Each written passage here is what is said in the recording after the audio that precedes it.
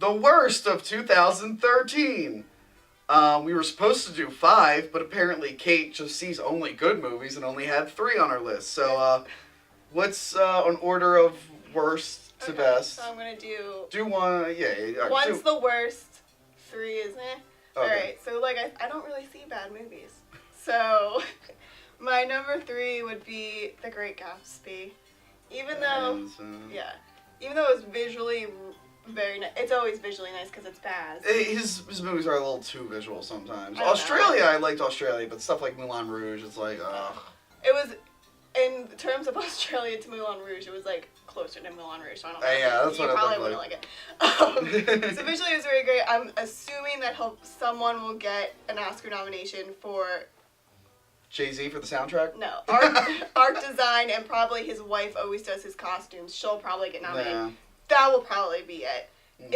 The book is only 180 some odd pages. It was a freakishly long movie. So it's like Hobbit. The Hobbit I think is like 103 pages. Alright, let's get Leonardo DiCaprio was really good as Jay Gatsby. Everyone else, I could do without. I was Tobey Maguire. I don't like Tobey Maguire, so I don't like him. It's not awful if you are skimming through HBO or Stars and you have premium channels. Watch it. Don't go out and buy it. Okay. Should I switch to one of mine now? Yeah, we can. I know I gave it like a meh review at the time, but upon thinking about it, Man of Steel, they really did just ruin Superman's character. We had to watch Superman Calls 9/11, which really put a bad taste in my mouth. I was trying to get over it when I saw it initially, but if you watch the review, Mike really did convince me it was a piece of shit. Really disappointed. I don't want to see Batman vs. Superman now, because it's like Wonder Woman's probably going to bomb Pearl Harbor and Batman's going to shoot JFK or something. Because God forbid we can't, I feel like all these movies are just going to remind us of the worst parts of America. Aquaman will put Japanese people in internment camps. Yeah, anyway, Man of Steel was just too dark, too gritty, an example of what not to do with your superhero movie. And just because it worked for one movie, Batman, doesn't mean it'll work for another. So, that was mine. You want to go to another one of yours? Well, I only have 3, so you can do another one. I will do another one then. Let me put my list up there. I did a review for this one. The Last Stand with Arnold Schwarzenegger. He's had a couple movies come out this year, but The Last Stand came out in January, and I was like, nope. It's Arnold trying to look like he's tough, but clearly it's a stuntman doing everything, and then him just looking tired. The story was like an old Western. I don't even know what this is. The Last Stand, it had like an old Western thing, like there's a criminal coming through these parts, and we gotta stop him. But it takes place in modern time, and that was my cell phone going off. Please ignore it. Please do that again. It takes place in modern time, and it's just a piece of shit. It has a cool shootout at the end, but not worth the movie. It's a little far-fetched to believe Arnold Schwarzenegger would be in the Wild Wild West. Well, it's not like a Western, but it's got the same kind of story as a Western. Okay. But modern, and 90% of the movie was dedicated to how cool the bad guy's car was. You might be wondering, is it a James Bond car or Batman car? Does it have guns? No, it's just a really fast car. Oh. Okay. 90% of the movie. There's a bad guy coming, cut to the car, just driving really fast. Oh my god. In the trailer, they showed it grinding on a rail like a skateboard, but that didn't make it into the movie because I guess they realized that was too dumb. That's misleading. I know. Anyway, cut to another one of yours. Okay, so my second would be, and I actually got this movie for Christmas, so it's a little hard for me to say, but I'm gonna say The Mortal Instruments, City of Bones. Oh yeah. You know, all those young adult movies, all these young adult novels, they have to have a title and a subtitle. The Mortal Instruments, City of Bones. Yeah, basically, they just went, it's a weird book to begin with, but they just went completely off the book, and what's his name? Crazy Eyes. Jonathan Rhys-Meyers. Jonathan Rhys-Meyers plays like the main villain, Valentine. I didn't know he was. I kind of want to see it now. I know he's in it. You can borrow it. So he plays Valentine, and Valentine's like pretty scary in the books, and he's crazy, so he plays crazy well. But he has this rat tail, a braided rat tail, and the whole entire time I'm just like, why do you have that? Stop! Just stop it right now. So yeah, but it's not awful. If you're into like YA fantasy crap, give it a whirl. I'm sure the people who watch my show are totally into YA. The next one on my list, I have it somewhere, unfortunately. Fucking Stranded, starring what's the crazy eyebrows guy? There's so many. Starring Christian Slater. I think this movie was out in theaters for a week. It made around $1,000 and then quickly was rushed to video. I might go into more detail with it later on in the year. Me and Crystal did watch it. I kind of fell asleep because it was so dull. It's basically a remake of a ripoff of Alien. It's terrible. It's directed by the guy who directed Battlefield Earth, that classic. This came out this year? Yep. This case looks like it's from... It looks like it's from like an early 2000s. Yeah, like, holy crap. the director of Battlefield Earth this looks like directed the first ever DVD. You know what's great? They have a hologram in the movie, right? Yeah. Do you know what the device they used to do a hologram was? A watch? No, those little lights that come with the Snuggies. Shut up. You know how you hit the button and the light pops out? They painted it black, and then a hologram came out. Well, first when your star is Christian Slater and it's 2013. He had a good year this year. He had this and Bullet to the Head. Those are his first 2 theatrical films in years. Yeah, he had a good year. Like I said, this one was in theaters for a day, maybe. And this actually was my last review before this, Ender's Game. You can watch my review there. Just a little note, we're joking the whole time, in case you think me and my friend Keith are racist homophobes. We are not. We were making fun of the author of the book. But yeah, it had some cool moral questions, like, the hero has to, like, contemplate killing this race of aliens, and I thought that was cool. The movie was not good. Like, the movie did not explore it well enough. It seems like it's a pretty good cast, like you would think. Ben Kingsley was good. Harrison Not as good as an Iron Man, though. Yeah, everyone kind of sleptwalked through the roles. Like, Harrison Ford, what's the girl from... Viola. Yeah. They were like cardboard. He was good in it, though. Yeah, it's just bland. Yeah. And I guess go to another one of yours before I do my number. Mine's the number one. My number one worst movie of 2013 is Oz the Great and Powerful. I'm not gonna lie, I didn't even watch the whole thing. That's how much it just, like, my eyes started to hurt because I was like, oh, too much green screen. I can't stand green screen shit. Mm-hmm. When your whole movie is green screen, what the fuck, Hollywood? Which is a shame, because I really do like Sam Raimi. He's one of my favorite directors. It was too much. Yeah, I guess, because he did it for Disney, right? Yeah.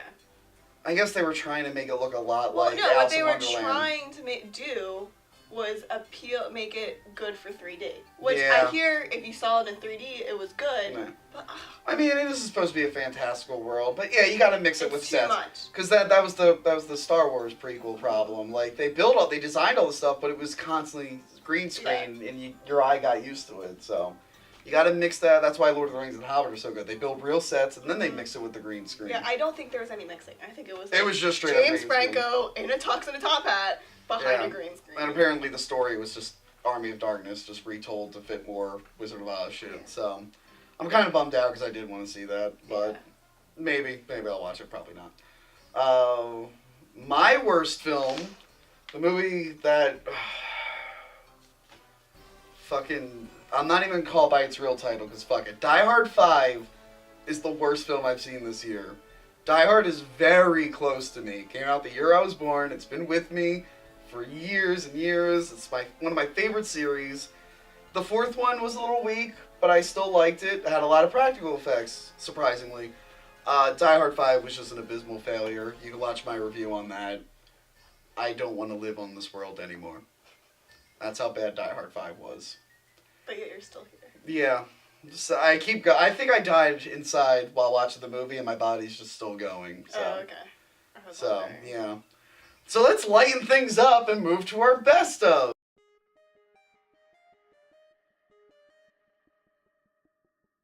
My number 5th best movie of 2013 was About Time. The film. The time travel one, right? Yeah. Yeah. That looked good. It was really good. I saw it in theaters by myself with a bunch of senior citizens. Okay. I cried. It was really good. It was cute. It was very. It's about time travel, but it's not like elaborate. Like it's not time traveling to go like stop Hitler or anything. Like it's just like. It's very down to earth, even though he could time travel. So it has that, but it's just about building your family, loving your family, and it's more about the relationship between him and his father. So it was really cute. It's very charming. It's nice. It's nice. Number 5.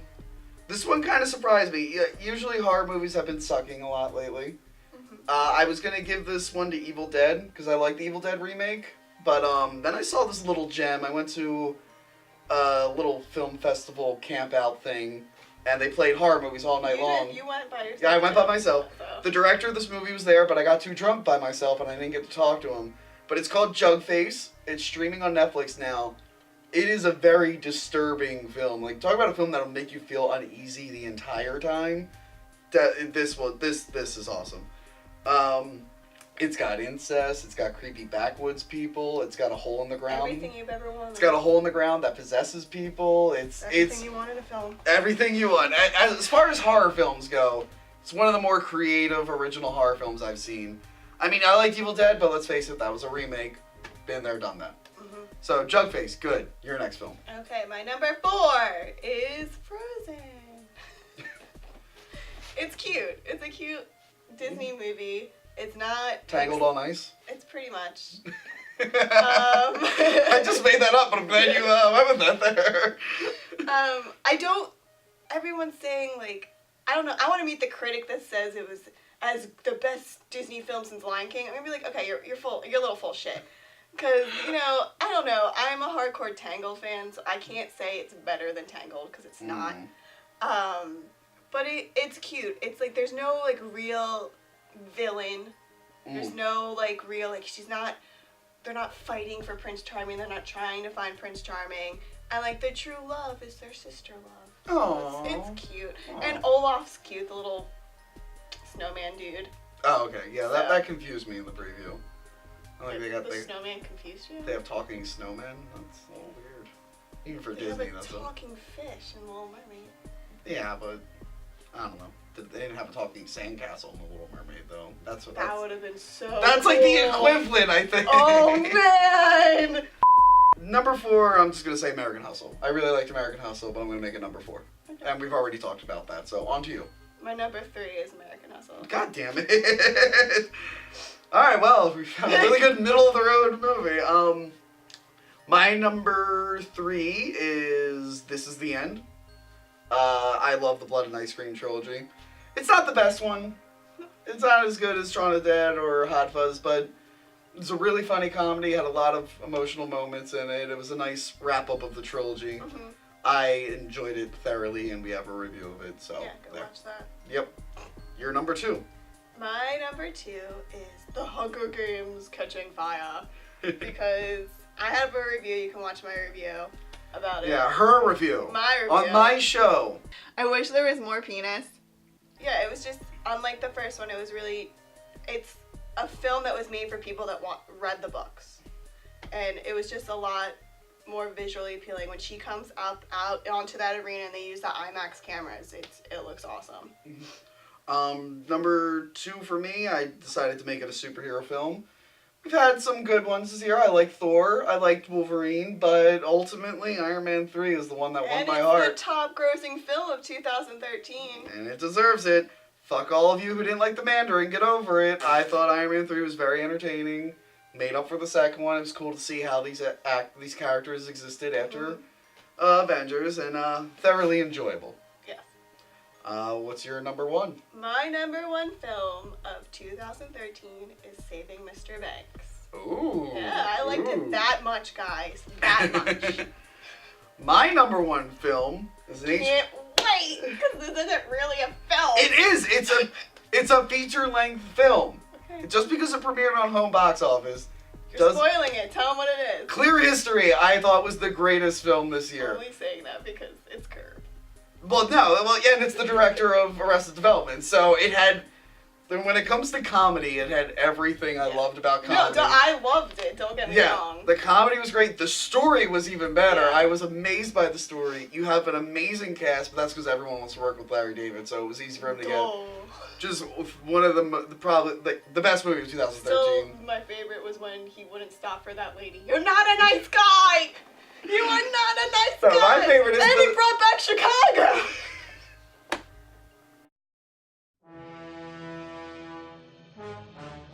So what are you excited for in 2014? Oh my god.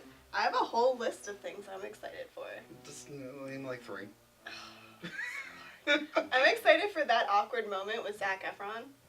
That's coming out at the end of January. I didn't see anything before that. I think I saw a poster. It's all over AMC. They're wearing the t-shirts, bro. Like, come Oh. on. Yeah. Zac Oh wait, it's AMC, the movie theater, not the. Yeah, I was gonna say the movie theater also had those shirts, and I'm like, oh wait, that is AMC. All right, I got you. No, I'm excited for that, and then. I guess The Hobbit 3. Be nice to finally see these movies done, and then when they're all on DVD, I'm gonna cut them a lot shorter so I can just watch them in one sitting. As great as they are, it's like we really gotta cut it down. But yeah, so I'm excited to see Hobbit 3. What's your next I'm excited to see Maleficent with Angelina Jolie. Maleficent? Maleficent. I think. Why? It's just. Cause she looks What's up with fairy tale shit having to be dark and gritty now? She looks awesome. She's a villain. Did you need it's a prequel, right? To goddamn Sleeping Beauty? I don't know if it's a prequel or it's happening. It's like the story of Sleeping Beauty through her point of view. Oh. That's what I'm gathering from it. Is she still gonna get pink dots on her from that disease that the wizard gives, or is That's that not Sleeping Beauty. that's sorcerer? That's the stone, sword in the stone, isn't it? Yeah, that's not even a princess, bro. That's sword in the stone. My Get bad. your Whatever. shit Fucking together. dragons. Whatever. I'm excited for X-Men Days of Future Past. Bryan Singer's finally returning to the series. The series has been getting better. They hit a slump, and they're slowly getting their way out of there. I'm just really disappointed that Sookie's not going to be in it. They just cut her out. Yeah, they cut. I really liked Rogue in these movies. She was like the character we were introduced to first. Yeah, like that's really. the one that you like kind of got attached to.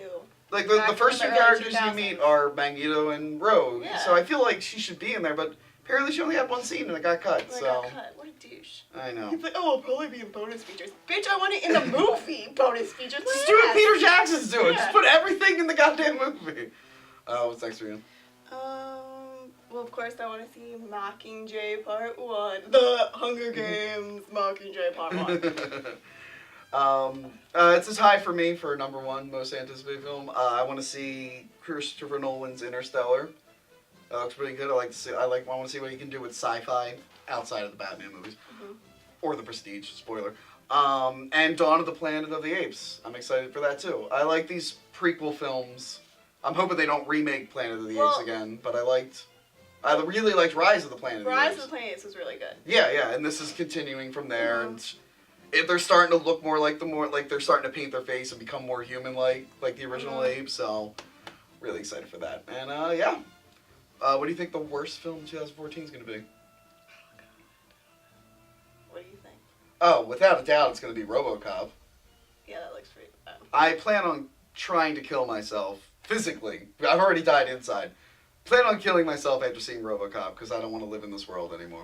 Yeah, I ran out of the theater the other day when a RoboCop preview came on. I've still not seen the preview for it. I saw Samuel Jackson's stupid wig and I was like, I can't do it, and I ran out of the theater. Yeah. So yeah, that's the bottom I'd of it. probably go with Jack Ryan. Even though it's Kenneth Branagh, I'm so sorry, but he's doing a really, really bad like Russian accent. Oh, he's acting in it. He's the director. I'm so sorry. Oh god. It might be good. Go back to Shakespeare. Look, on the worst case scenario, it's just another bad Jack Ryan movie. Yeah, Someone else will play him later. I'm more upset because Kenneth Branagh's doing it. I'm just like, why? But I like Chris Pine, so it could be good. I guess. Although it says Shadow Recruit, so if it's about young Jack Ryan It's gonna be about Jack Ryan. It's like becoming Jack we've Ryan. already seen that with Star Trek. I don't want to see this anymore. No, that's exactly what it's gonna be. Is it going to explain how he turns into Alec Baldwin, Harrison Ford, and Ben Affleck? Or does it explain in James Bond how, There Pierce is a- Brosnan it turns into what's his face? No. Who's the new one? Daniel Craig. There's a Daniel fan Craig. theory, but All right, well the battery's dying, so that means we're done. Have a happy Kwanzaa, everyone. Whatever those other 2 holidays were. Happy New Year. And have a happy New Year. See you in 2014. Bye.